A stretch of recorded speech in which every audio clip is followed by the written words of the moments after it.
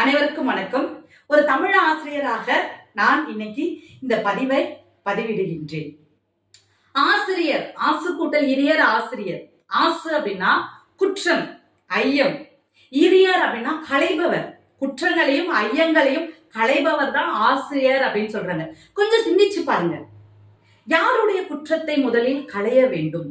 ஒரு மாணவனுக்கு நீ கற்பிக்கும் பொழுது அந்த ஒரு விரல் மட்டும்தான் மாணவனை நோக்கி இருக்கு, மற்ற விரல்கள் எல்லாமே உன்னை நோக்கி தான் இருக்கு. அப்போ முதல்ல ஒரு ஆசிரியராக நாம் நம்மிடம் இருக்கக்கூடிய குற்றத்தை எல்லாம் அந்த கலையை பறித்து பிடுங்கி எறிவது போல பிடுங்கி எரிஞ்சு அந்த குற்றத்தை முதல்ல நம்முடைய மனசுல இருந்து களையணும். அதன் பிறகுதான் மாணவர்களிடம் இருக்கக்கூடிய குற்றங்களை நாம் களைய வேண்டும். அடுத்து ஐயத்தை களைபவர் ஆசிரியர். இன்னைக்கு ஒரு பாடம் தொடர்பான ஒரு அறிவு இல்லாம நீங்க வகுப்புக்குள்ள போய் நுழையவே முடியாது.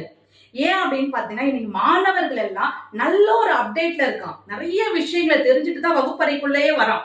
அப்ப முதல்ல பாடம் தொடர்பாக ஏற்படக்கூடிய ஐயங்களை உங்ககிட்ட கலைஞ்சுக்கோங்க, உங்ககிட்ட அந்த தெளிவை ஏற்படுத்திக்கோங்க.